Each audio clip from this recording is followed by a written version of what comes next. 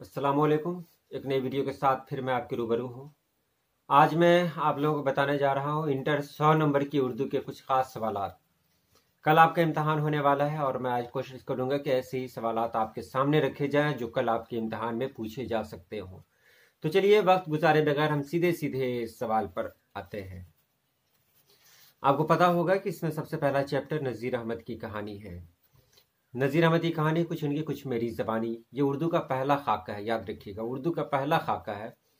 तो इससे ये भी पता चलता है कि उर्दू के पहले खाका निगार हैं फ़रहतुल्लाह बेग। याद रखिएगा, उर्दू के पहले खाका निगार हैं फ़रहतुल्लाह बेग और इन्होंने अपने उस्ताद डिप्टी नज़ीर अहमद पर खाका लिखा है। तो डिप्टी नज़ीर अहमद कौन है? तो डिप्टी नज़ीर अहमद उर्दू के पहले नॉवेल निगार हैं। याद रखिए, एक सवाल आता है कि डिप्टी नज़ीर अहमद का ताल्लुक किससे है? तो डिप्टी नज़ीर अहमद का ताल्लुक तो नॉवेल से है, जबकि फ़रहतुल्लाह बेग का ताल्लुक खाका निगारी से है। और उर्दू का सबसे पहला खाका निगार कौन है, ये सवाल सॉल्व हो गया। उसके बाद नज़ीर अहमद फ़रहतुल्लाह बेग के कौन थे? तो नज़ीर अहमद फ़रहतुल्लाह बेग के उस्ताद थे। फ़रहतुल्लाह बेग के साथ मदरसे में जो पढ़ते थे उनका नाम था मियाँ दानी। मियाँ दानी और फ़रहतुल्लाह बेग मौलवी साहब के यहाँ के घर तालीम हासिल करने के लिए जाते थे, क्योंकि उस ज़माने में आज की तरह कॉलेज और मदारिस का बाज़ाब्ता इंतज़ाम नहीं था। कहीं कहीं कॉलेज हुआ करते थे, कहीं कहीं मदारिस हुआ करते थे। इसलिए लोग तालीम हासिल करने के लिए अपने उस्ताद के घर जाया करते थे और ये उसी दौर की बात है। एक सवाल है, किस अरबी शायर को पढ़ाने के दौरान मियाँ दानी और फ़रहतुल्लाह बेग की छुट्टी हो गई? तो शायर का नाम था मुतनब्बी। दीवाने मुतनब्बी जो किताब है उसको पढ़ाने के दौरान इन दोनों की छुट्टी हो गई, क्योंकि ये दोनों बहुत गलती करते थे। फ़रहतुल्लाह बेग की सर्फ़ व नहव तो कमज़ोर थी ही। सर्फ़ व नहव किसको कहते हैं? ग्रामर को कहते हैं, कवायद को कहते हैं, जिसकी वजह से वह शेरखानी में फ़रहतुल्लाह बेग क्या करते थे कि शेरखानी में एराब की गलतियां करते थे। ज़बर ज़ेर नहीं आता था समझ में उनको। जैसे अगर लिखा हुआ है अजायब तो पढ़ देंगे उजायब। इस तरह यानी ज़बर ज़ेर पेश की गलतियां होती थी फ़रहतुल्लाह बेग से। और ये थे मियाँ दानी, वो नज्म को नस्र की तरह पढ़ दिया करते थे। मियाँ दानी और फ़रहतुल्लाह बेग के बारे में जाना। फ़रहतुल्लाह बेग ज़बर ज़ेर पेश की गलती करते थे और मियाँ दानी से गलती होती थी कि वो नज्म को नस्र की तरह पढ़ देते थे, जिसकी वजह से मौलवी साहब अक्सर नाराज़ हो जाया करते थे। मौलवी साहब के पढ़ाने का तरीका ये हुआ करता था कि वो पहले इबारत को पढ़वाते, यानी जो कुछ लिखा हुआ है उसको पढ़वाते और सुनते थे। और सही सही बच्चे ने पढ़ दिया तो ठीक है, लेकिन अगर बच्चे ने गलती कर दी तो उस बच्चे को डांट सुननी पड़ती थी। एक दिन की बात है कि फ़रहतुल्लाह बेग और मियाँ दानी इसी तरह पढ़ रहे थे कि सही से नहीं पढ़ा, तो मौलवी साहब को गुस्सा आ गया। गुस्सा में उन्होंने कहा कि जाओ, यहाँ से निकल जाओ। और गुस्से में उन्होंने कहा कि तुम उस्ताद के उस्ताद बन गए हो। और ये कहकर उन दोनों को कहा कि तुम यहाँ से जाओ, आज के बाद तुम लोग को यहाँ नहीं आना है। लेकिन ये दोनों अपनी बात पर अड़े रहे, बोले कि नहीं, मैं यहाँ से नहीं जाने वाला हूँ। अगर मुझे धक्के देकर भी आप बाहर निकालेंगे तो मैं फिर दोबारा वापस आ जाऊँगा। ये बातें हुई। आखिर मौलवी साहब दिल के बहुत अच्छे थे, उन्होंने कहा कि ठीक है रहो। और आखिर में उन्होंने ये भी कहा था कि उस दिन अगर तुम चले जाते मेरे पास से तो मैं फिर दोबारा तुमको यहाँ नहीं बुलाता। तो ये बहुत ही ख़ास सवालात हैं इसके। दूसरा है मिट्टी का तेल, जो बहुत अहम है। सिर्फ वही सवाल मैं आपके दरमियान रख रहा हूँ। मिट्टी का तेल, जिसके लिखने वाले हैं ख्वाजा हसन नज़ामी। तो आपको पहले ही पता होगा कि आग, हवा, पानी, मिट्टी, यानी हवा, पानी, मिट्टी, आग, ये चार अनासिर हैं जिससे हम लोग बने हुए हैं। और ये चार अनासिर जो हवा, पानी, मिट्टी, आग है, इसमें सबसे कमतर अगर माना गया है तो मिट्टी को माना गया है, क्योंकि हवा आती है तो मिट्टी को बहा कर ले जाती है, पानी भी मिट्टी को बहा कर, हवा उड़ा कर ले जाती है, मिट्टी पानी को बहा कर ले जाता है, और आग भी मिट्टी को जला देती है। साथ ही साथ जो भी मखलूक हैं वो अपने पाँव से मिट्टी को रौंदते हैं। तो मिट्टी के साथ बहुत ज़्यादा नाइंसाफ़ी होती है। मिट्टी का तेल बदबूदार होता है, जिसकी वजह से लोग नाक और भौं चढ़ाते हैं। फिर भी मिट्टी का तेल अपनी अहमियत और अफादियत की वजह से सभी तेलों से बढ़ चढ़ कर है। ये मोतिया और चंबेली के तेलों से भी बेहतर है, क्योंकि मोतिया और चंबेली का तेल तो खुशबू देता है, जबकि मिट्टी का तेल रोशनी देता है। मिट्टी की बेचारगी पर क्यों तरस आता है? तो मिट्टी बहुत काम की चीज़ है, लेकिन लोग क्या करते हैं कि उसको अपने पाँव से रो देते हैं, हवा उड़ा कर ले जाती है, पानी बहा कर ले जाता है और आग भी उसको जला देती है। मिट्टी की तह में कुदरत ने बहुत सारे खजाने रखे हैं, जैसे कोयला, सोना, चांदी, तांबा, यहाँ तक कि पेट्रोल, डीजल, ये सब चीज़ें मिट्टी के अंदर ही हैं। उसी में एक है मिट्टी का तेल, जो हमारे लिए बहुत अहम है। अब सवाल है, मिट्टी का तेल इंसान के गम में शरीक कैसे है? तो मिट्टी का तेल जब जलता है तो रोशनी देता है। इंसान जब सारी दुनिया से परेशान हो जाता है और वो बिल्कुल तन्हा हो जाता है, तन्हा होने के बाद एक अकेला कमरा में रहता है, कोई उसके साथ नहीं रहता, ऐसे में मिट्टी का तेल जलता है, रोशनी होती है, तो ये एक एहसास होता है उस इंसान को, चलो कोई तो है जो मेरे साथ है। और ऐसे वक्त में मिट्टी का तेल ही इंसान का साथ देता है। आगे है अगला सवाल है, रॉकफेलर कौन था और वो मालदार कैसे बन गया? रॉकफेलर अमेरिका का एक ताजिर था। वो मिट्टी के तेल की तिजारत किया करता था। शुरुआती दौर में तो उसकी हालत अच्छी नहीं थी, लेकिन मिट्टी के तेल की वजह से वो बहुत कामयाब हो गया। अब एक और है, अल्लाह ने मिट्टी के तेल में क्या क्या खूबियां रखी हैं और इसके बारे में बताइए। तो मैंने बता ही दिया कि मिट्टी का तेल में बहुत सारी खूबियां हैं, जिसमें एक ये भी है कि मिट्टी का तेल जब जलता है तो अपने आसपास रोशनी करता है, जिस रोशनी में लोग अपनी ज़रूरत के काम करते, अपने कामों को पूरा करते हैं। ये मिट्टी का तेल बिल्कुल बेगरज है, ये जलता है, सभी के लिए जलता है। इस तेल की रोशनी में एक तालिबे इल्म किताबें पढ़ता है और अपने मुस्तकबिल को रोशन और ताबनाक बनाता है। इसी तेल की रोशनी में नमाजी मस्जिद की तरफ जाते हैं, तो इसी तेल की रोशनी में शराबी भी शराब खाने की तरफ जाते हैं। इसी तेल की रोशनी में एक पुलिस चोर को पकड़ती है और इसी तेल की रोशनी में एक चोर चोरी भी करता है। मिट्टी का तेल की आजकल क्या अहमियत है ये बता दूं। तो मिट्टी के तेल की अहमियत पहले तो बहुत ज़्यादा थी, लेकिन आज भी इसकी अहमियत बहुत ज़्यादा है।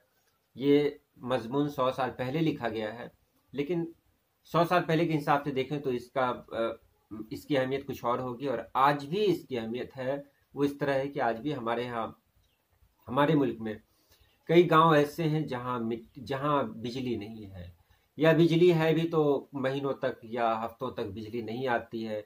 कई इलाके जो हैं सैलाबी हैं, सैलाब की वजह से वहां पोल टूट जाता है, तार टूट जाता है और बिजली का कनेक्शन डिस्टर्ब हो जाता है, बिजली नहीं आ पाती है।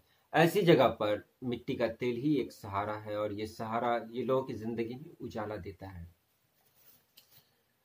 ये तो मिट्टी का तेल का हो गया सवाल जवाब। उसके बाद है बाज पुराने लफ्ज़ों की नई तहकीक, सैयद सुलेमान नदवी का मजमून है ये।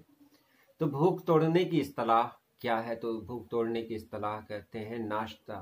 नाश्ता भूख तोड़ने की इस्तिलाह है और नाश्ता को ही अरबी में फतूर कहते हैं। सैयद सुलेमान नदवी जिनका ये मजमून आपको पढ़ना है, वो दसना में पैदा हुए और दसना बिहार शरीफ का एक इलाका है, वहीं पैदा हुए सैयद सुलेमान नदवी। वो 4 ज़बानों के माहिर थे, अरबी, फारसी, उर्दू और अंग्रेज़ी। उन्होंने जो मजमून लिखा उसमें क्या क्या है, तो ये देखिए, मैंने सवाल भी देखा था कुछ पिछले साल का और इस साल का मॉडल पेपर भी देखा, उसमें कौन कौन से सवालात हैं वो मैं जान रहा हूँ, उसी हिसाब से मैं जवाब दे रहा हूँ। निहार किन 2 ज़बानों में इस्तेमाल हुआ है? तो निहार फारसी और हिंदुस्तानी दोनों ज़बानों में इस्तेमाल हुआ है। और कलई किस ज़बान का लफ्ज़ है? तो कलई अरबी ज़बान का लफ्ज़ है, जिसका मानी है रागा। सुर्खी किसको कहते हैं? तो सुर्खी का मतलब है उन्वान, जिसको टॉपिक कहते हैं, हेडिंग कहते हैं। अहदी और अहदी में क्या फ़र्क है? तो अहदी यानी अलिफ हे ज़बर अह, तो अहदी का मानी होता है सुस्त और काहिल के, जबकि अहदी के मानी होता है अकेला, अल्लाह अहदुन। तो अहद माने अहद, अलिफ ज़बर अ, हे दाल ज़बर हद, अहद माने अकेला, जबकि अहदी माने सुस्त और काहिल। कलई फेरना और कलई खोलना का मानी क्या है? तो कलई खोलने का मतलब होता है किसी के ऐब को, किसी की बुराई को जाहिर करना, और कलई फेरना का मतलब होता है किसी के ऐब को छुपाना। कलई को अरबी और फारसी में क्या कहते हैं? तो कलई को अरबी में लिसान यानी जबान और फारसी में रागा कहते हैं। कलई को अरबी में लिसान और फारसी में रागा कहते हैं। पूरब और पश्चिम की जबान से मुसन्निफ ने कौन सी जबान मुराद ली है? तो पूरब की ज़बान का मतलब है अरबी ज़बान और पश्चिम की ज़बान से मतलब लिया है अंग्रेज़ी ज़बान। अब सवाल तवील सवालात हैं। पेट के खाने के लिए यानी हमारे खाने के लिए सबसे ज़्यादा अहम कौन सा खाना है, तो हमारे खाने के लिए सबसे ज़्यादा अहम है वो नाश्ता है। इसलिए कि नाश्ता जब हम करते हैं तो रात भर का पेट भूखा रहता है, ये पेट रात भर कुछ नहीं खाया हुआ होता है, इसलिए सुबह में जब पेट में कुछ जाए तो वो कुछ अच्छा चीज़ जाए ताकि हमको ताकत मिले।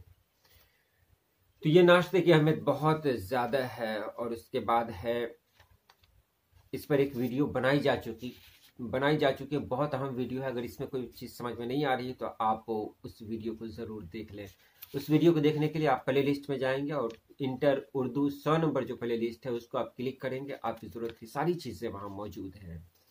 उसके बाद अहदी और अहदी में क्या फ़र्क है, तो मैंने पहले भी बता दिया है कि अहदी और अहदी में क्या फ़र्क है। अब आगे देखिए इंशाइया क्या है, वज़ीर आगा, इसकी भी वीडियो मौजूद है। इंशाइया शेरी सिन्फ है या नसरी सिन्फ है, तो इंशाइया नसरी सिन्फ है। उसके बाद है वज़ीर आगा का ताल्लुक किन किन अदबी असनाफ से है, तो वज़ीर आगा का ताल्लुक तनकीद से भी है, इंशाइया से भी है और नज़्म निगारी से भी है। और वज़ीर आगा की 3 किताबों के नाम अगर लिखने हो तो उसमें लिखेंगे आप उर्दू अदब में तंज़ो मज़ाह, उर्दू शायरी का मिजाज और नज़्म जदीद की करवटें। उसके बाद जो सवाल है कि इंशाइया और मजमून में क्या फ़र्क है, तो मैं आसान तरीके से आपको बता देता हूँ कि इंशाइया कहते हैं एक ऐसी सिन्फ है जो देखने में मजमून ही लगती है। ये सिन्फ तो जब इंशाइया हम पढ़ते हैं तो हमारे चेहरे पर मुस्कुराहट भी करती है, जब कोई मजमून पढ़ते हैं तो मजमून में संजीदगी होती है। मजमून में किसी एक मौजू को कुछ इस तरह से बयान किया जाता है कि हम उसके बारे में पूरी दलील के साथ मुकम्मल जानकारी हासिल करें, पूरी दलील के साथ, याद रखेंगे, पूरी दलील के साथ मुकम्मल जानकारी हासिल करें। जबकि इंशाइये के अंदर ये गुंजाइश है कि आप आगे पीछे की बातों को शामिल कर सकते हैं। इंशाइये में ये गुंजाइश है कि आप अपने मजमून से, अपने टॉपिक से इधर उधर जा सकते हैं, लेकिन फिर वापस आपको अपने टॉपिक पर आना होता है। इंशाइये में ताजगी होती है, जिद्दत यानी नयापन होता है। इंशाइया लिखने वाला जो होता है वो खुशगवार मूड का होता है, वो खुद भी हंसता है और दूसरों को भी हंसाता है। इंशाइया जब हम पढ़ेंगे तो उसमें हमको हंसी आएगी, जबकि मजमून पढ़ने के बाद हम संजीदा हो जाते हैं। ये इंशाइया और मजमून के लिए बताया गया। इंशाइया की जो ख़ास बातें हैं वो क्या क्या हैं, तो इसमें ख़ास बातें हैं शिगफ्ता मूड यानी खिला हुआ मूड। उसके बाद क्या है कि इंशाइया लिखने में आम फाम अल्फाज का भी इस्तेमाल होना चाहिए। यही सब है। अदम तकमीलियत, इख्तसार, अदम तकमीलियत यानी बीच में बात को छोड़ देना। इख्तसार यानी मुख्तसर लिखना। ताजगी यानी उसमें कुछ नयापन देना, कुछ नई चीज़ से बयान करना। जिद्दत यानी नया। और खुशगवार यानी पढ़ने के बाद लगे कि हाँ हम कुछ पढ़ रहे हैं, उसके बाद हमारा मूड फ्रेश हो गया हो। देखिए मैं इस तरह बता रहा हूँ जो आम बोलचाल की ज़बान में है, मैं किताब नहीं पढ़ रहा हूँ, सिर्फ सवाल को देख रहा हूँ ताकि आपको बताया जा सके सवालात कौन कौन से हैं। तो ये इंशाइया के बारे में ख़ास बातें हुई। अब उसके बाद हम पढ़ते हैं हिजरत के बारे में। हिजरत क्या है, टाइम तो 14 मिनट हो चुका है। तो हिजरत कहते हैं, हिजरत अहमद जमाल पाशा का लिखा हुआ एक इंशाइया है। हिजरत का ताल्लुक इंशाइया से है। ये किस सिंह से ताल्लुक रखता है, तो इंशाइया से है।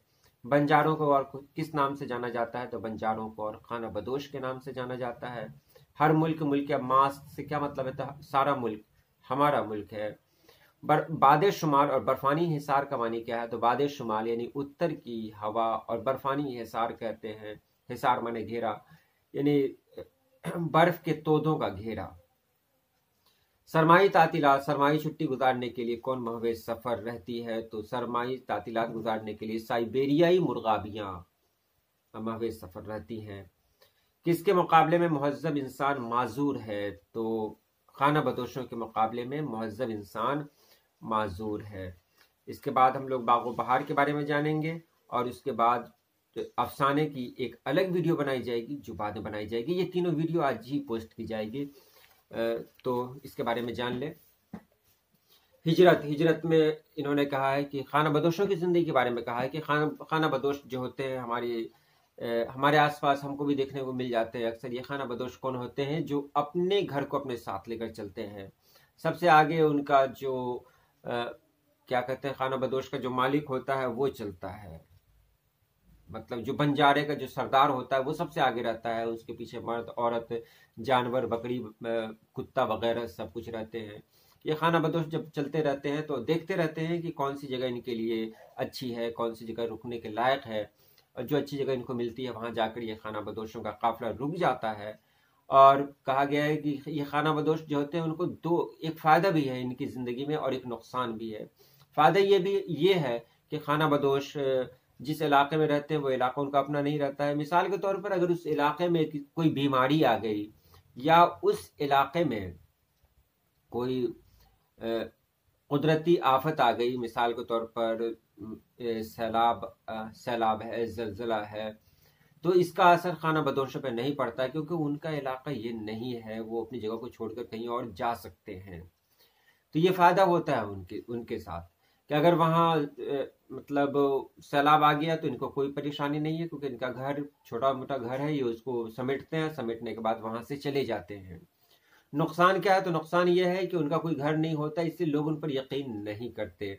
हम लोग ऐसे हैं, महज़ब जिंदगी हम लोग गुजारते हैं, महज़ब इंसान है, तो हम कहीं जाते हैं, अगर हमको उधार लेना हो तो हमको उधार मिल सकता है क्योंकि दुकानदार ये जानता है कि हम जा कहाँ सकते हैं, उसने हमारा घर देखा है, वो हमारे घर पे आएगा और आने के बाद वो पैसा ले लेगा।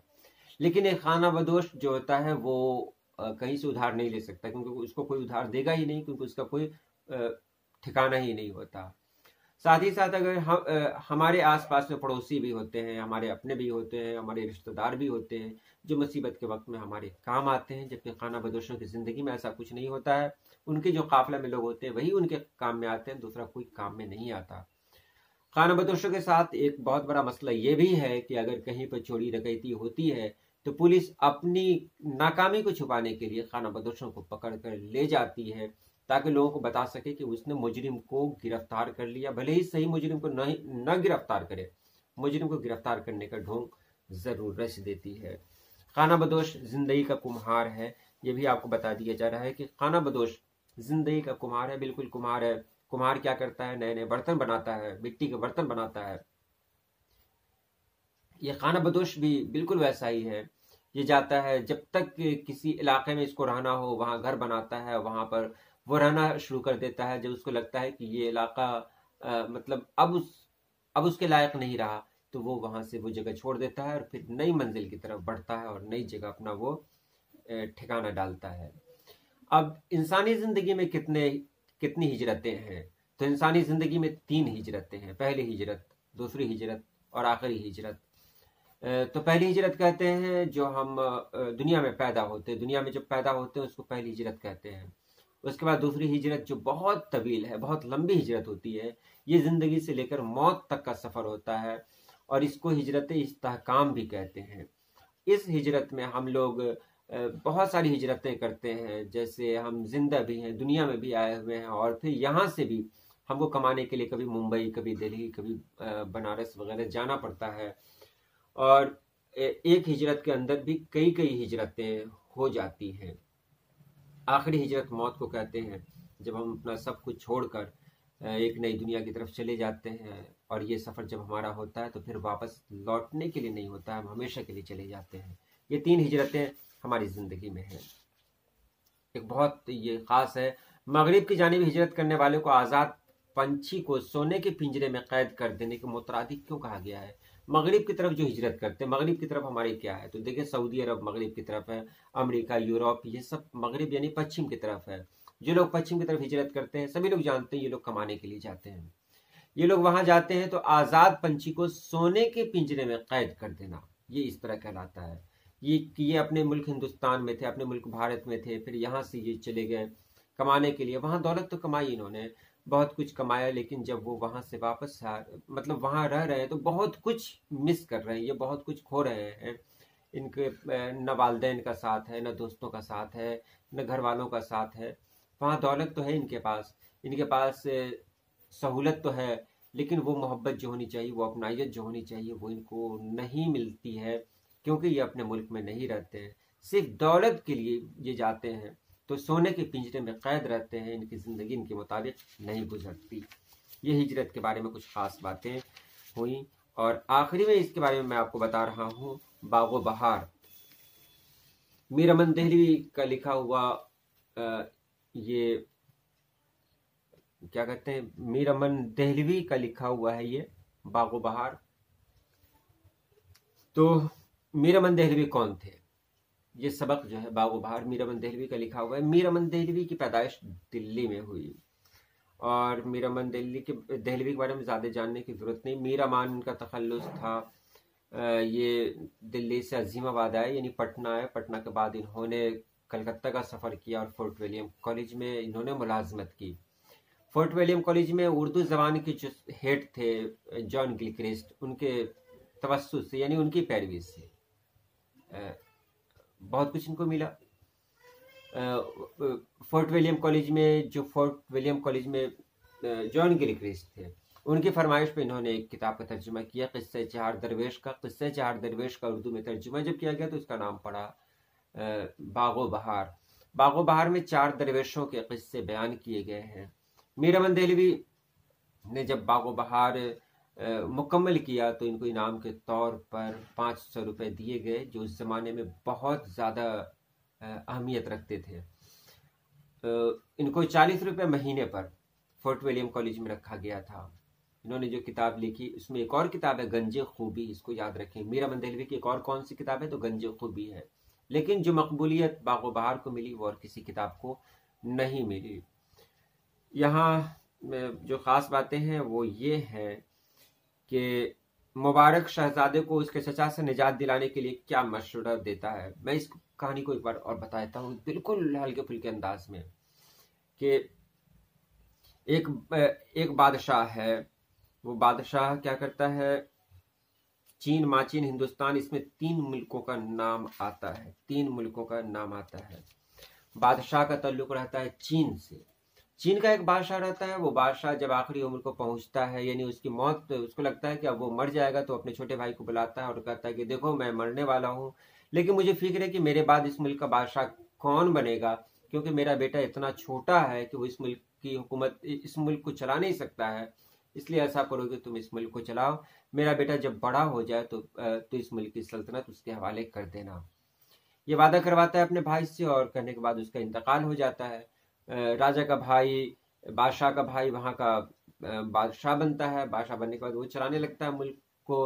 वक्त गुजरता जाता है, धीरे धीरे ये जो शहजादा है ये बड़ा होता है। जब बड़ा होता है तो वो जो बादशाह का भाई है, जो बादशाह बना बैठा है, उसको लगता है कि ये जब बड़ा हो जाएगा तब तो हुकूमत इसके हवाले करनी पड़ेगी, तो ऐसा क्यों ना करें कि इसको मरवा देते हैं। इसको मरवाने के लिए वो बुलाता है मुबारक नाम के एक आदमी को और कहता है कि तुम इसको ले जाओ और इसको मरवा दो। मुबारक कहता है हजूर ये अच्छी बात नहीं है, मैं इसको ले जाऊंगा और इसको मार दिया जाएगा तो ये ठीक नहीं है, बदनामी होगी।